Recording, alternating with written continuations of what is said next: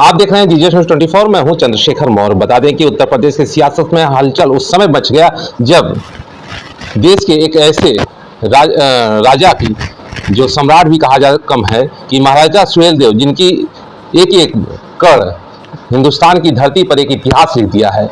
अब बता दें कि आजमगढ़ की बात करें, आजमगढ़ में भी महाराजा सुहेलदेव का नाम हर व्यक्ति से जुड़ा हुआ है। उत्तर प्रदेश की सियासत में 11वीं शताब्दी में जो कुछ हुआ उससे आप भी और पूरा इतिहास भी उसकी गवाह देता है। बता दें कि जिस महाराजा सुहेलदेव की चर्चा आज उत्तर प्रदेश में हो रही है, उस महाराजा सुहेलदेव के बारे में यहाँ एक एक बच्चा जानता है कि महाराजा सुहेलदेव कैसे थे। महाराजा सुहेलदेव की बात जब होती है तो हर व्यक्ति में जोश आता है, जुनून आता है, देशभक्ति आती है और अपनापन आता है।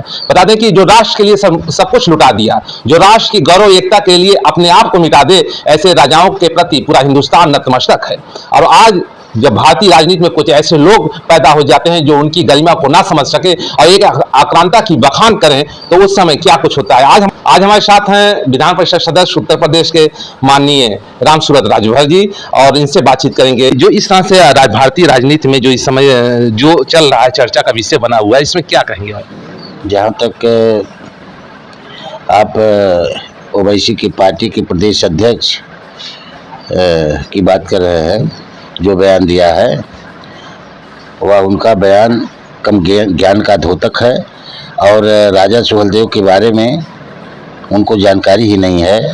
वो अपितु पूरे राष्ट्र के समर्पण, राष्ट्र के हित के लिए पूरे भारत के गौरव को बचाने का काम किया और विदेशी आक्रांता को बुरी तरह पराजित किया और भारत की अस्मिता को और गौरव को रखा। इस तरह से ये उन्होंने कहा है कि महाराजा सुहेलदेव के बारे में, तो आजमगढ़ की धरती से महाराजा सुहेलदेव का क्या लगाव है, कितना लगाव है?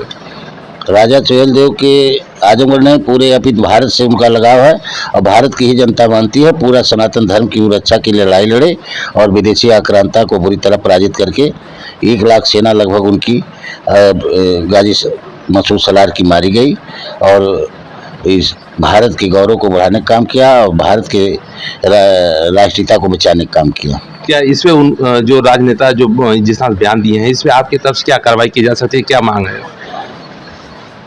जितना मैं तो ये मांग महाराज जी से भी किया हूँ कि जितनी कठोर कार्रवाई हो ऐसे व्यक्तियों के खिलाफ करना चाहिए जो राष्ट्र के ऐसे धरोहर को गलत बयान देते हैं। जी, एकता अखंडता की बात होती है और राजभर समाज की बात होती है, तो राजभर समाज के बारे में क्या कहेंगे सर? आप राजभर समाज से भी हैं। राजभर समाज जहाँ तक आप कह रहे हैं, क्योंकि शिक्षा से विरक्त है और शिक्षा का अभाव है और यह इसके लड़ाई में इसका इतिहास गवाह है। ये लड़ने भिड़ने सब कुछ में इनका इतिहास पुराना सब लोग जानते हैं, लेकिन आज के प्रवेश में इनकी परिस्थिति ऐसी नहीं है। ज़्यादा शिक्षा का अभाव है जिससे ये पूरा मजबूती से अपनी बात एकत्र होकर नहीं रख पाते हैं। जब से आप एमएलसी हुए हैं, अपने समाज के लिए, अपने प्रदेश के लिए, अपने खासकर जिला विधानसभा के लिए सर, क्या योगदान रहा है आपका? मैं देखिए कभी भी भारतीय जनता पार्टी में रहा, कभी जात की राजनीति नहीं किया। मैं हमेशा राष्ट्रवादी विचारधारा से जुड़ा रहा और राष्ट्र के बारे में बात किया और कभी मैं 85-15 की बात नहीं किया। मैं 100 की बात करता हूं। जो राष्ट्र की विचारधारा से जुड़े रहते हैं उनका समर्थन करता हूं और राजभर की जहां तक मदद रहती है पूरा तन्मयता से मदद करता हूं, लेकिन झूठ बोलने का काम नहीं करता हूं कि मतलब आपको ये कर देंगे, 5 फुट को दरोगा सिपाही बना देंगे, कप्तान बना देंगे। यह संभव नहीं है। यह ऐसा बयान भी नहीं देना चाहिए इस समाज के नेताओं को और कभी भी किसी भी समाज को मन से ऐसी बात नहीं बोलना चाहिए जो संभव ना हो और जो समाज को जाने में फिर हम जवाब दे सकें, फील्ड में जाए तो हम जवाब दे सकें। ऐसा ना कि हमेशा कुछ बोल दें। अभियान को मैं आज भी 2 साल से 2.5 साल हो गया विधान परिषद सदस्य चुने हुए, लेकिन जितना भी काम किया हूँ वादा झूठा नहीं करता हूँ। जितना किया हूँ, जितना करता हूँ उतना कहता हूँ और पब्लिक से कह देता हूँ कि भाई नेट का ज़माना, उसको खोल कर देख लो। ये काम हमारे द्वारा हुआ है और झूठ बोलने की मेरी आदत नहीं है।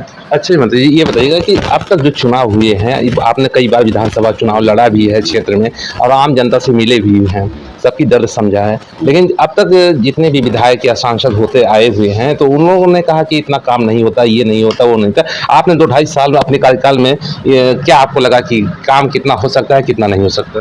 ऐसा है, अगर जनप्रतिनिधि काम करने का इच्छुक है तो बहुत काम हो सकते हैं। अगर हमारे 10 जनप्रतिनिधि किसी भी दल के, वो नहीं कह रहे हैं कि भाजपा का किसी का, अगर वो अपने निधि से काम कर दें तो जनपद में एक रौनक आ जाए, पूरी खुशहाली आ जाए। और मैं जहाँ तक 2.5 साल के दौरान लगभग 24-25 में 954 ग्रामीण अंचलों का रोड लिखा था, वह सारे स्वीकृत हो गए और काम भी हो रहा है। 250 रोड लगभग मरम्मत के लिए और 741 रोड जो है कि लेपन कार्य के लिए वह धन भी आ गया है। और अपने निधि से मैं लगभग दीदारगंज में भी 1 करोड़ लाइट दिया और रोड भी दिया अपने निधि से, और 2 करोड़ का नगर पंचायत में काम लाया। फिर आपके माहौल फूलपुर पवई विधानसभा में 2 करोड़ के लगभग लाइट दिया, 10 रोड 15 टे निधि से रोड दिया, और इसके बाद अतरौलिया में भी दिया हूँ। मतलब वो सरकारी छोड़कर निधि से लाइट भी दिया हूँ। निजामाबाद में 1.5 करोड़ का भी हाल में राजांश पूरा दिया हूँ। मतलब जहाँ भी समस्या रहती थी, या नहीं कि मेरी विधानसभा में जहाँ भी उचित समस्या था वहाँ दिया। तो ये लाइट कैसी थी जो 1 करोड़ 2 करोड़ की बात कर रहे हैं? ये लाइट निधि एलईडी हाई मास की। अच्छा, जो बड़ी लाइट लग रही है, हाई मास। तो विधायक सार्वजनिक स्थलों पर दिया हूँ मैं, व्यक्तिगत किसी को नहीं दिया हूँ। अच्छा, सब धार्मिक स्थलों पर दिया हूँ।